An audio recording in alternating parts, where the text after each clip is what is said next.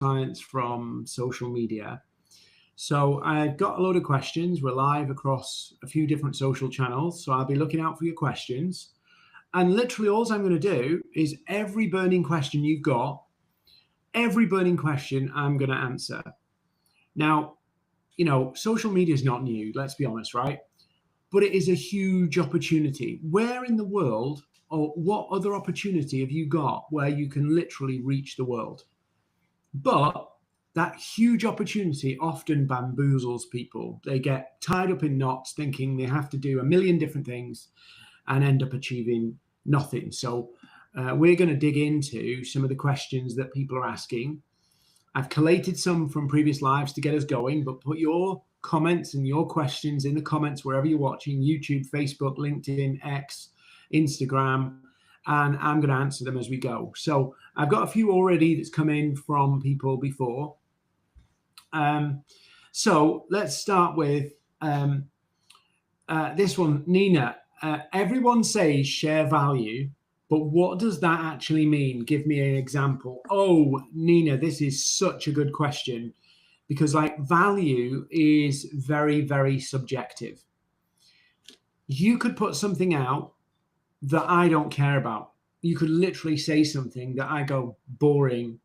Yeah. So it's about, and this is the way to think about it, what inspires or encourages, what gets your audience to feel something. And this is where people go wrong. You can't please everybody.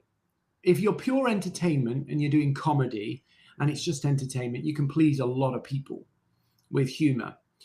But if you're trying to actually, you know, build a brand around thought leadership or something like that, value is something people will go, oh my God, I never thought about it that way before. Or, oh my God, I can do this. So you've got to think about, like, value is subjective, and it's subjective to the people who go, who you want. So if I said to a lawyer, here's a simple framework for engaging prospects and getting them to buy your legal service, it's a simple framework you can use on any call.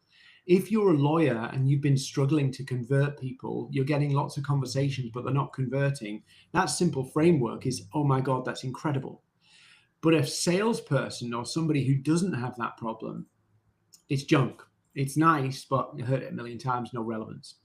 So value is subjective, and it's subjective by the audience you want. And the broader your audience is, the harder it is to deliver value and deliver it well, because you're trying to please too many people at once. So it could be as simple. One of the best pieces of value I ever got was from on social media, was from a sales trainer. And they said, use these 2 sentences in your proposals to get more responses to your proposals. And I put it in and I said, I can do that. And I did it, and it did. It increased my proposal response rate. And I remember that guy now, trust that guy, and look out for his stuff. So that's what value looks like. It's like, whoa, that was a payoff for me. I got a payoff. And so you have to define who the payoff is for, and because you can't make a payoff without knowing what you're who you're doing it for. So long way of saying it's subjective, and it's a payoff. An emotional payoff, a tactical payoff that they get, something that they can go away with.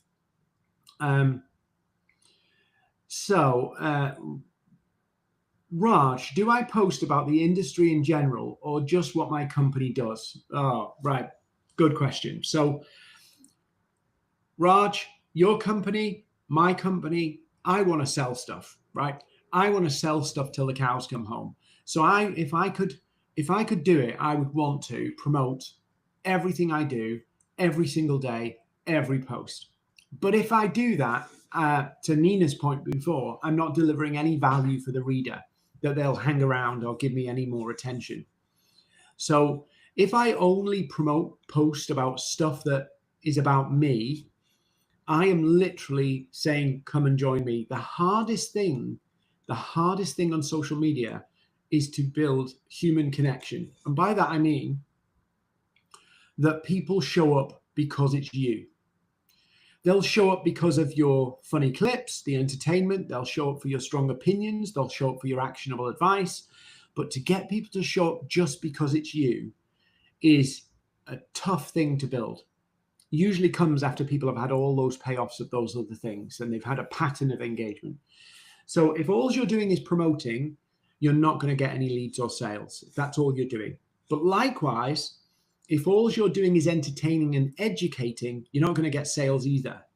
So there is a sweet spot between promoting and educating and entertaining. And if you do too much of either, you get no leads. So the sweet spot is in the middle where you're giving a bit of entertainment, bit of education, bit of promotion, and then this middle ground, which is actually where you're agitating the pain points. And the promotion is really to build awareness of what you do, build an understanding of what you do. And then the agitation content is to drive the action.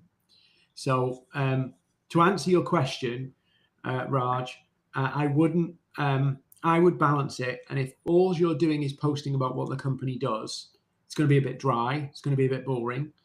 And people will probably tune out. So you need that mix of stuff that, think about it. What's in it for them? Why are they following? Why are they engaging? There's got to be a payoff for them. Let's have a look at some other questions, see what we've got. Let's see. Tina's got one here. Should I share client wins even if I can't name the client? Oh, Tina, this is also a good issue. I've got a client, and it's so funny. I've got the most amazing testimonial, but the rules around getting that testimonial approved and where you can use it are insane. So, big global enterprise, they've given me a recommendation, they've given me a testimonial, but at the front end of the testimonial, their legal department says I have to say the views of these people in this video do not represent the official endorsement, and it's a load of legal jargon that basically undermines the testimonial of the people who we've actually delivered the results for. That's legal people covering their own backsides. So there's always those. There's sometimes, I've got some people who are LinkedIn trainers who are on my programs, and I'm teaching them how to teach other people LinkedIn in a way that works. And they don't want to be sharing their successes either. So there's nothing wrong with sharing it. There's nothing wrong with sharing it anonymized and saying a client of mine. There's no problem at all. Try and get as vivid as possible. And, you know, obviously it needs to be truthful, but you can anonymize. And I'd always say, just to be on the safe side, if you're going to share something and the person might recognize themselves, just reassure them that they're not going to mention their names. It's always ahead of time and say, I want to share your story, but I'm not going to put your name in it. And I think they'll be fine. So it is a pain that you can't do that sometimes, but some people just don't want other people knowing their business. Some people don't want to be seen as needing help, and that's fine.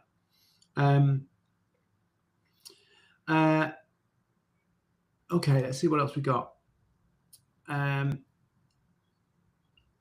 Is it better to get my team to post under the company page? I think you mean repost the company page or their own posts. Yeah. Oh yeah. Sorry. Should I get my team to post on the company page, share the company page post, or post their own? Ooh, right. Well, let's have a hint of realism here first on that one. Number one, the obvious ideal standard, the best standard would be that your sales team are producing and sharing their own content. People will engage more with that than them just reposting stuff, but just reposting stuff looks like you're making them a propaganda machine. So there is an element of the best scenario is that sales team are either taking the assets, making their own versions, sharing their own ideas, because it will help them with outreach. It will massively help them with outreach if they're sharing content, because people will be more familiar with them, they're more responsive. So that would work. But there's also the practical realities of some people feel uncomfortable about posting. So if you try and force them, they probably won't do it. What I would do is give them some posts that they can share, but then give them some positive suggestions of what they could share. And the reason I say this is a lot of social media policies are more like can't do's. You should not do this, don't do this, don't do this, don't do this. And so it leaves people with a gap of, well, what can I do? What should I do? What's okay? And I know a lot of companies where team members have been pulled over the coals for making a mistake, posting something that, you know, wasn't inherently bad, but maybe wasn't the best choice. And what that happens is it deters other people from posting. So you end up with people not posting because they're not sure if it's a good thing or a bad thing. So even if you give people a why not do this and give them ideas of what they could do, it also helps if the people who are sharing, asking them to post, are posting. I've seen so many marketing departments saying, yeah, the sales team should be sharing, they should be posting their own ideas, and they're not leading by example. So it's like, it looks hypocritical. You're asking the sales team to do something that you're not doing yourself.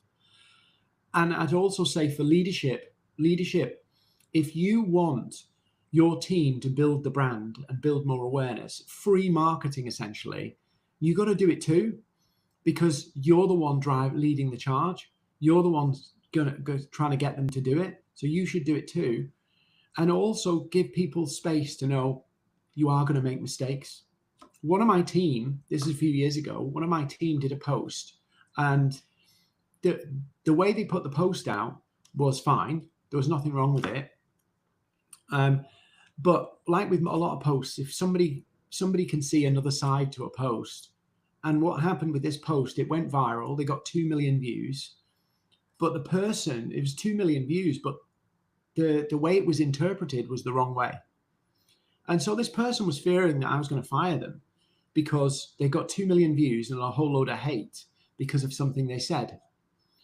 And it was just misinterpreted. And I just sat down and said, it's going to happen. It's going to happen. It's part of the risks of posting, that you might have one day have something go awry and not come out as you plan. They didn't get fired. It didn't destroy their career. Nobody remembers it. I remember it because it was quite acute at the time. It's an acute memory. He remembers it, but it's had no long-term effect. It's no negative long-term impact. But at the time, he felt like he wanted to dig a hole and bury himself in it because it was so terrifying what was happening. Oh, Rachel, what do I do if my industry is boring and no one cares about it? Oh, right. So there are loads of boring industries, right? You got to think about, well, I'll give you an example, right? Lawn mowing's boring. Yeah. But there's something satisfying in watching lawn mowing being done. Or power washing is boring, but there's something oddly satisfying in seeing, you know, a pavement being cleaned. Rug washing is boring, but there's something oddly satisfying in seeing it being cleaned. So I would look for what's the things that are oddly satisfying in it. So for an example, I've got a client and they do a special coating for cardboard boxes. Yeah, so your Amazon box and all that kind of stuff, a special coating. It's completely sustainable. And they were doing videos showing what happens to cardboard boxes when you pour water on them with this coating, or you pour oil on them, or jam, or different colored, you know, liquids versus not, and then comparing the two.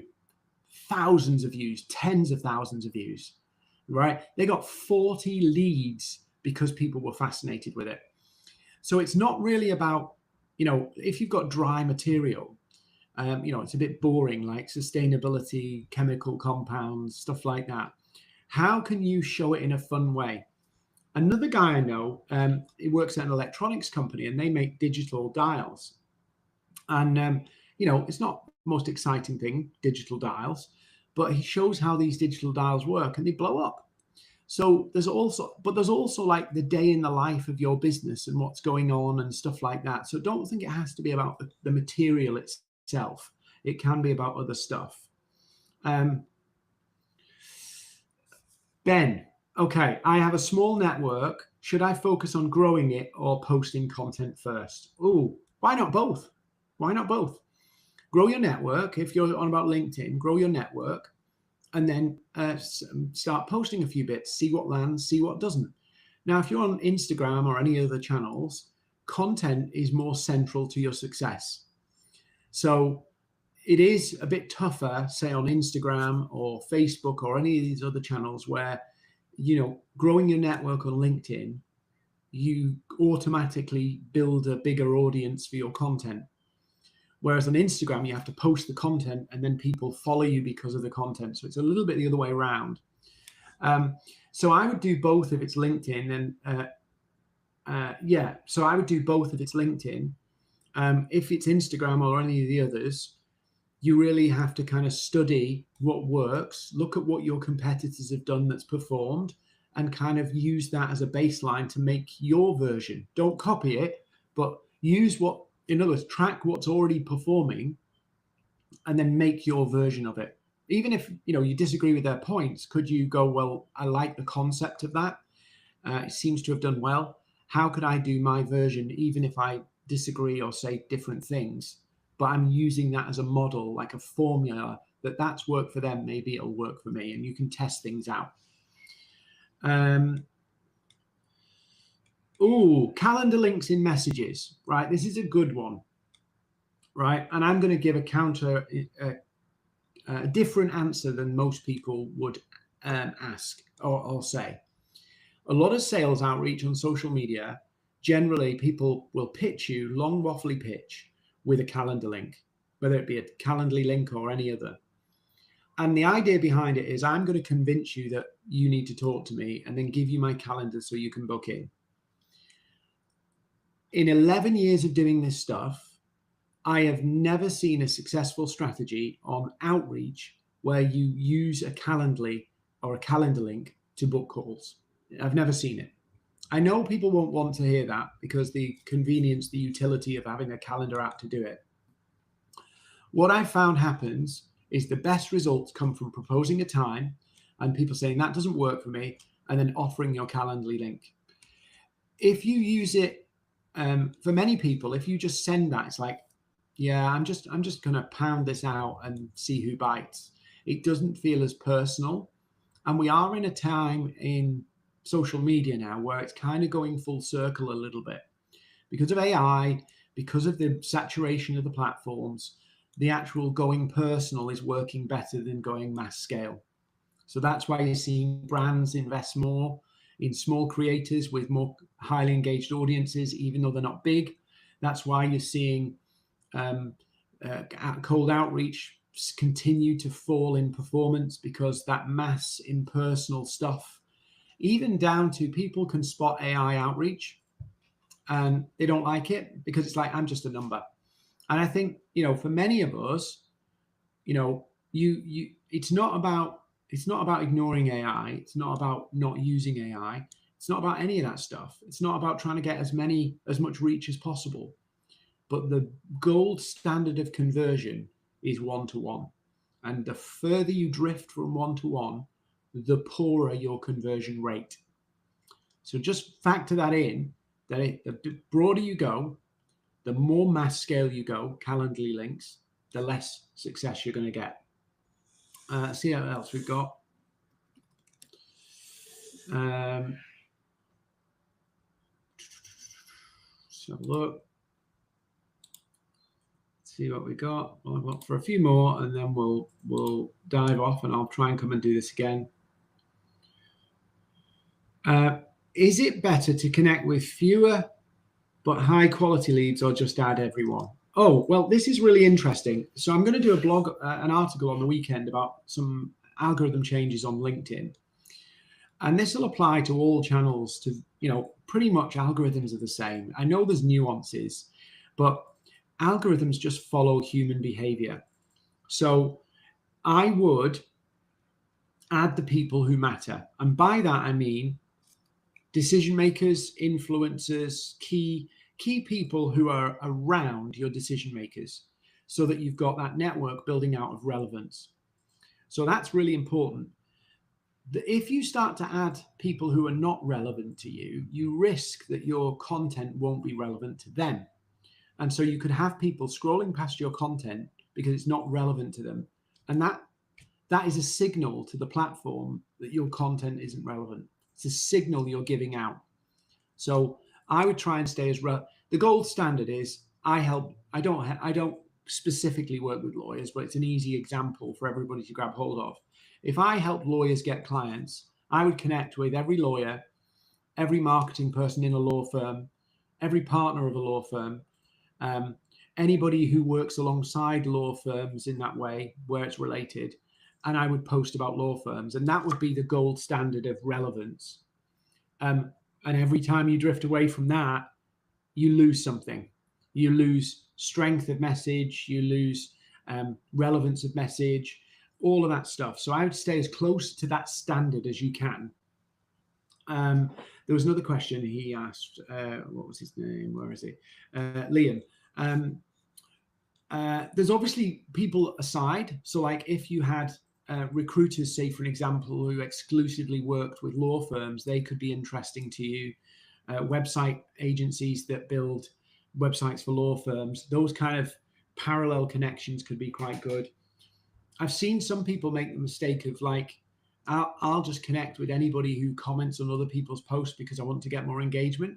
And that kind of works, but the conversion end suffers from it. So you get lots of engagement and no sales because you're building an engaged audience of other people who engage, not people who buy. And most of the people who buy stuff are what we call LinkedIn lurkers. We'll do one more question and see what we get. Okay, how do I get past people saying send me an email and then ignoring me? This is a challenge for most people when you're trying to reach out to people, that you will get ignored, or they'll say send me an email or send me some more details. And of course, you don't want to end up trying to sell in the DMs. That just does not work. So if somebody's saying send me an email, what you want to do is, you can't say no, I want to talk to you, but I would just back up a little bit and go, hang on a minute. What this means is I'm too busy and this is not my priority right now. So I would assess, number one, the timing, and I mean by day, literally hours, the timing of when you're sending your messages. Maybe you should send them later in the day. When I always say to people, send them before the day starts or later in the day after the kind of deep work has generally been done. That's the first thing I would say. And then the second thing I'd say is, have you tuned in to their pain points well enough? Because if you've really dialed into their pain points, and there's another angle to this in a minute, dialed well into their pain points, then you'll start to get their attention more and they'll be more focused on it. They'll probably want to deal with it more quickly. And then the other thing is that curiosity. And I talk about this a lot in my training and workshops, is for you to get a lead, right, there has to be a bit of info, but actually something's withheld. Bit of info, something's withheld. So I don't know in your scenario about send me an email, whether this is true for you, but when a lot of people say send me an email, it sounds to me like what they've done is tried to pitch something, even if it's a soft pitch. They've tried to pitch something in the DMs, when actually you do your pitch, if you want to call it that, or tell them about your services on the call. Your DMs are to create the curiosity to get them to a call. So you're giving a bit of information, speaking to their pain points, not about the service, about the challenge they might face or the goal they're trying to pursue, and tease them to come to the call to take a next step. Atypically, I've seen send me an email, and send me an email means you've tried to sell me, I'm kind of interested, but I'm busy, which is a timing thing or a pain point thing. I'll do one more. Amira, right? So is it better to post graphics about your work or text posts, or not talk about your work at all? Okay, so there's quite a bit of confusing advice here, and it actually crosses not just kind of, I think you're a design agency or yeah, graphics. So I'm assuming you're a design agency, but there's something very common to a few different groups on social media. There's first group is your creatives. So your creatives. Second group is your experts, the people who are basically selling their know-how. So that's your lawyers, your coaches, your consulting people. Those two groups, in effect, often make this mistake. But there's also tech companies do this as well. So these three groups generally do this same thing. They assume, or the quality of what they do will sell it. They assume like, oh, here's my portfolio. Look at this latest piece of work. Look how cool our gadget is. That will do the selling. And it really won't. So what happens is, and I see this a lot with creatives, they put up like, here's a video we've just done for a client. Here's a promo of our latest show reel. Here's an award we've won. And they think that will get them leads and inquiries. It will back up, and this is the important bit, your portfolio work, your expertise, your gadget, the clever features and all that stuff that it's got, that will evidence that you're a good person to work with, but it doesn't evidence why they need to work with you. And get the nuance there. One creates demand for your service. The other one validates it's a good service. Yeah, you can have people thinking that you're very good at what you do, but have no reason to buy. And that's what people struggle with very often, is because they go, this works great. My client said it's great. Surely if I share it with other people, surely if other people see it, they're going to see how great it is. They're going to see how smart I am. They're going to see how cool the tech is and want it. And it comes from that saying of the product sells itself or the service sells itself. It doesn't. It doesn't. A referral might sell it for you, or a marketing campaign might get the interest. And then when you demo it, then when you talk it through, it sells, you sell it. So this myth that the product or service will sell itself is just not true. Somebody is always doing that selling, whether it be a client saying, talking to somebody, pre-selling, we had this problem, this was what's happening, look at the results now, you should talk to them, referral, client or prospect, client did the selling for you. That's the first one. You've got a scenario where a salesperson's doing the selling for you, creating the interest so that they look at the stack and go, yeah, this works. Or you've got marketing doing it for you. So somebody's always doing the selling piece of creating the demand for it.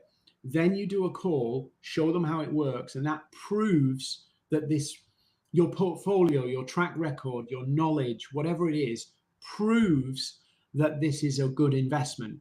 But it doesn't tell them why to invest in the beginning. That's the selling bit. That's the bit that you get. The referrer does, the past client does. It's what the salesperson does, or it's what the marketing has to do. Has to create the demand or the interest that then your track record and all of the stuff that you do will actually close it. So a lot of people get stuck with that because they go, I'm posting all about my cool work, about what I do. And, often with creatives, they get other creatives commenting and commending them on how good it is, which is nice, but it's a kick in the teeth when it's not getting you leads. So I think we'll wrap it up there. That was some Q&A. I want to do more of these Q&As because I enjoy the format, and I think I get to answer your questions that are probably going on and you're thinking about. So if you've enjoyed this format, let me know. Send me some more questions. I'll try and do this again. I'll try and do it more regularly. So sending the questions, and I'll queue them up and do a live, churn them all out, and then I'll queue some more up and do a live. And if I get flooded, I'll do it every day. Let's see what happens. But thanks for joining me on Instagram. I've got to figure out how to turn this thing off now. And thanks for joining me everywhere else, LinkedIn, YouTube, the works. Appreciate you coming on, and see you soon.